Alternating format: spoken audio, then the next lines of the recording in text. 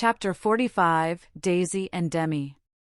I cannot feel that I have done my duty as humble historian of the March family without devoting at least one chapter to the two most precious and important members of it. Daisy and Demi had now arrived at years of discretion, for in this fast age babies of 3 or 4 assert their rights, and get them, too, which is more than many of their elders do. If there ever were a pair of twins in danger of being utterly spoiled by adoration, it was these prattling brooks. Of course they were the most remarkable children ever born, as will be shown when I mention that they walked at 8 months, talked fluently at 12 months, and at 2 years they took their places at table, and behaved with a propriety which charmed all beholders. At 3, Daisy demanded a needler, and actually made a bag with 4 stitches in it. She likewise set up housekeeping in the sideboard, and managed a microscopic cooking stove with a skill that brought tears of pride to Hannah's eyes, while Demi learned his letters with his grandfather, who invented a new mode of teaching the alphabet by forming the letters with his arms and legs, thus uniting gymnastics for head and heels. The boy early developed a mechanical genius which delighted his father and distracted his mother, for he tried to imitate every machine he saw, and kept the nursery in a chaotic condition, with his sewing machine, a mysterious structure of string, chairs, clothespins, and spools, for wheels to go wound and wound, also a basket hung over the back of a big chair, in which he vainly tried to hoist his too confiding sister, who, with feminine devotion, allowed her little head to be bumped till rescued, when the young inventor indignantly remarked, "Why, Mar, dat's my lelywater, and me's trying to pull her up." Though utterly unlike in character, the twins got on remarkably well together, and seldom quarreled more than thrice a day. Of course, Demi tyrannized over Daisy, and gallantly defended her from every other aggressor, while Daisy made a galley slave of herself, and adored her brother as the one perfect being in the world. A rosy, chubby, sunshiny little soul was Daisy, who found her way to everybody's heart, and nestled there. One of the captivating children, who seemed made to be kissed and cuddled, adorned and adored like little goddesses, and produced for general approval on all festive occasions. Her small virtues were so sweet that she would have been quite angelic if a few small naughtinesses had not kept her delightfully human. It was all fair weather in her world, and every morning she scrambled up to the window in her little nightgown to look out, and say, no matter whether it rained or shone, "Oh, pity day, oh, pity day." Everyone was a friend, and she offered kisses to a stranger so confidingly that the most inveterate bachelor relented, and baby lovers became faithful worshippers. "Me loves everybody," she once said, opening her arms, with her spoon in one hand, and her mug in the other, as if eager to embrace and nourish the whole world. As she grew, her mother began to feel that the dovecote would be blessed by the presence of an inmate as serene and loving as that which had helped to make the old house home, and to pray that she might be spared a loss like that which had lately taught them how long they had entertained an angel unawares. Her grandfather often called her Beth, and her grandmother watched over her with untiring devotion, as if trying to atone for some past mistake, which no eye but her own could see. Demi, like a true Yankee, was of an inquiring turn, wanting to know everything, and often getting much disturbed because he could not get satisfactory answers to his perpetual "what for?"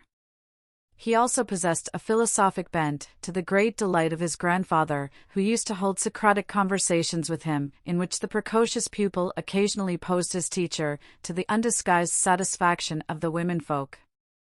"What makes my legs go, Dranpa?" asked the young philosopher, surveying those active portions of his frame with a meditative air, while resting after a go-to-bed frolic one night.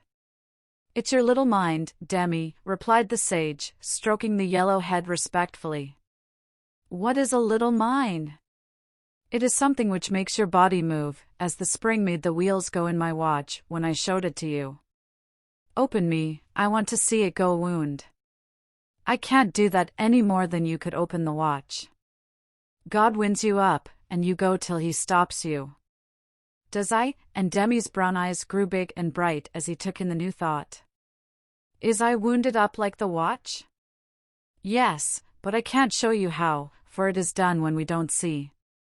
Demi felt of his back, as if expecting to find it like that of the watch, and then gravely remarked, "I des Dod does it when I's asleep." A careful explanation followed, to which he listened so attentively that his anxious grandmother said, "My dear, Do you think it wise to talk about such things to that baby? He's getting great bumps over his eyes and learning to ask the most unanswerable questions. If he is old enough to ask the questions, he is old enough to receive true answers. I am not putting the thoughts into his head, but helping him unfold those already there. These children are wiser than we are, and I have no doubt the boy understands every word I have said to him. Now, Demi, tell me where you keep your mind? If the boy had replied like Alcibiades, "By the gods, Socrates, I cannot tell," his grandfather would not have been surprised, but when, after standing a moment on one leg, like a meditative young stork, he answered, in a tone of calm conviction, "In my little belly," the old gentleman could only join in Grandma's laugh, and dismiss the class in metaphysics. There might have been cause for maternal anxiety if Demi had not given convincing proofs that he was a true boy, as well as a budding philosopher, for, often, after a discussion which caused Hannah to prophesy, with ominous nods, that child ain't long for this world, he would turn about and set her fears at rest by some of the pranks with which dear, dirty, naughty little rascals distract and delight their parents' souls. Meg made many moral rules, and tried to keep them, but what mother was ever proof against the winning wiles, the ingenious evasions, or the tranquil audacity of the miniature men and women who so early show themselves accomplished artful dodgers? "No more raisins, Demi, they'll make you sick," says Mama to the young person who offers his services in the kitchen with unfailing regularity on plum pudding day. "Me likes to be sick. I don't want to have you, so run away and help Daisy make patty cakes." He reluctantly departs, but his wrongs weigh upon his spirit, and by, when an opportunity comes to redress them, he outwits Mama by a shrewd bargain. "Now you have been good children, and I'll play anything you like," says Meg, as she leads her assistant cooks upstairs, when the pudding is safely bouncing in the pot. "Truly, Marmar?" asks Demi, with a brilliant idea in his well-powdered head. "Yes, truly, anything you say," replies the short-sighted parent, preparing herself to sing the Three Little Kittens half a dozen times over, or to take her family to buy a penny bun, regardless of wind or limb. But Demi corners her by the cool reply, "Then we'll go and eat up all the raisins." Aunt Dodo was chief playmate and confidant of both children, and the trio turned the little house topsy-turvy. Aunt Amy was as yet only a name to them. Aunt Beth soon faded into a pleasantly vague memory, but Aunt Dodo was a living reality, and they made the most of her, for which compliment she was deeply grateful. But when Mr. Bear came, Joe neglected her playfellows, and dismay and desolation fell upon their little souls. Daisy, who was fond of going about peddling kisses, lost her best customer and became bankrupt. Demi, with infantile penetration, soon discovered that Dodo liked to play with the bear men better than she did with him, but, though hurt, he concealed his anguish, for he hadn't the heart to insult a rival who kept a mine of chocolate drops in his waistcoat pocket, and a watch that could be taken out of its case and freely shaken by ardent admirers.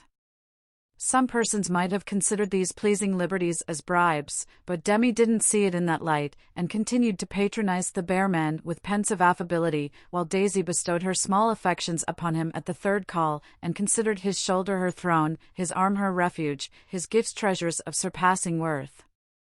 Gentlemen are sometimes seized with sudden fits of admiration for the young relatives of ladies whom they honor with their regard, but this counterfeit philoprogenitiveness sits uneasily upon them, and does not deceive anybody a particle.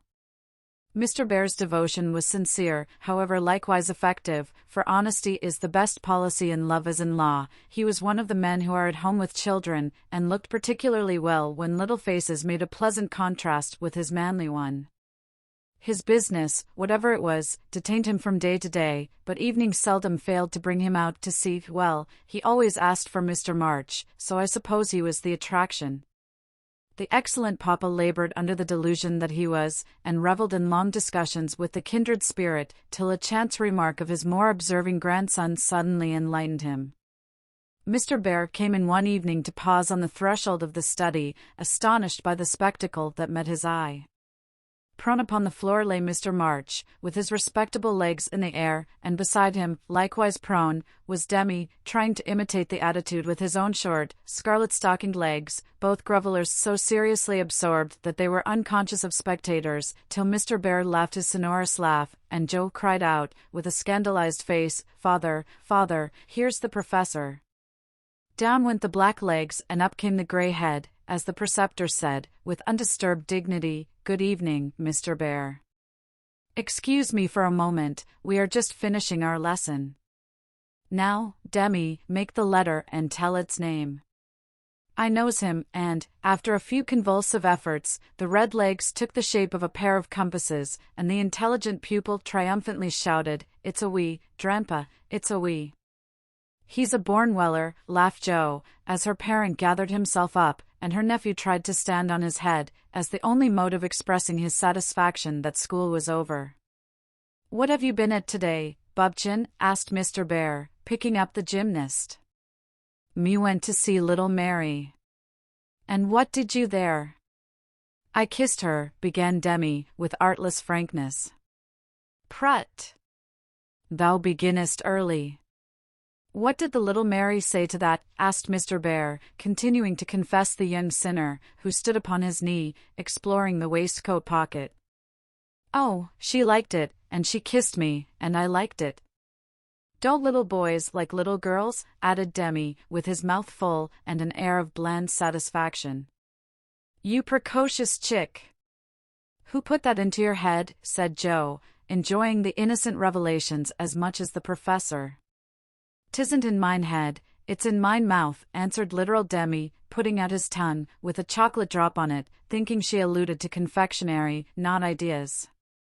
"Thou shouldst save some for the little friend, sweets to the sweet, manling," and Mr. Bear offered Joe some, with a look that made her wonder if chocolate was not the nectar drunk by the gods. Demi also saw the smile, was impressed by it, and artlessly inquired, "Do great boys like great girls, too, Fessor?" Like young Washington, Mr. Bear couldn't tell a lie, so he gave the somewhat vague reply that he believed they did sometimes, in a tone that made Mr. March put down his clothes-brush, glance at Joe's retiring face, and then sink into his chair, looking as if the precocious chick had put an idea into his head that was both sweet and sour. Why Dodo, when she caught him in the china closet half an hour afterward, nearly squeezed the breath out of his little body with a tender embrace, instead of shaking him for being there, and why she followed up this novel performance by the unexpected gift of a big slice of bread and jelly, remained one of the problems over which Demi puzzled his small wits, and was forced to leave unsolved forever.